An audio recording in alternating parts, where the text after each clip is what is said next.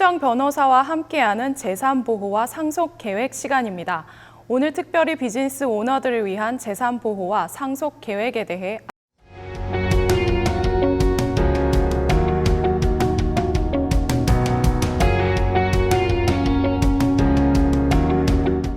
안녕하십니까? 셀리정입니다. 오늘은 비즈니스 오너들을 위한 재산 보호와 상속 계획에 대해 말씀드리겠습니다. 자영업을 갖고 있는 사람이라면 재산 보호와 상속 계획을 지금 시작해야 합니다. 계획이 없는 상황에서 사업과 그 가족에게 어떤 일이 일어날 수 있는지 생각해 보셨습니까? 비즈니스를 위한 계획이 시급한 이유는 사업주가 쓰러지거나 사망하더라도 사업이 지속적으로 운영되기 위해 신속한 결정이 필요하고 사업주가 바뀌거나 매매해야 할 경우 going concern value, 영업 지속 가치를 유지해야 하기 때문입니다.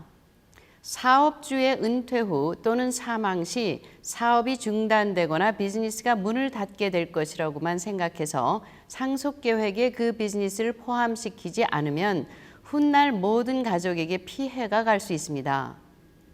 비즈니스가 운영되는 동안 사업상 위험 노출을 막고 책임과 배상을 최소화하기 위해 LLC, Limited Liability Company 등의 사업체를 Living Trust, 생전 신탁 또는 Asset Protection Trust, 즉 재산 보호 신탁으로 보호하여 불이익을 예방할 수 있습니다.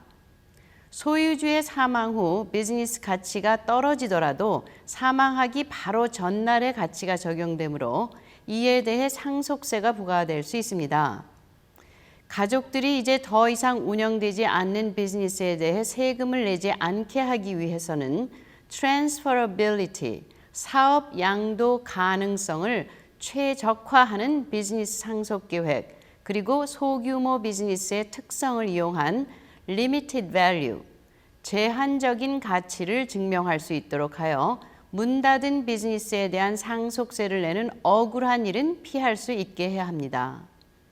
또한 한 동업인이 무능력해지거나 사망할 경우를 대비해 buy-sell agreement, 매매 협정을 체결하여 미리 원하는 대로 계획을 할 수 있습니다.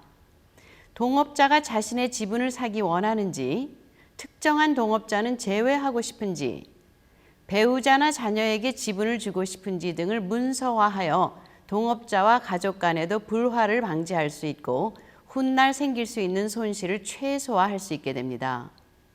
Sole Proprietor, 혼자 운영하는 사업은 비즈니스가 개인 재산에 포함되기 때문에 비즈니스와 그 자영업자는 하나의 형태로 간주하여 주인이 무능력해지거나 사망 시 어떻게 하기 원하는지 사업 계획을 해야 합니다.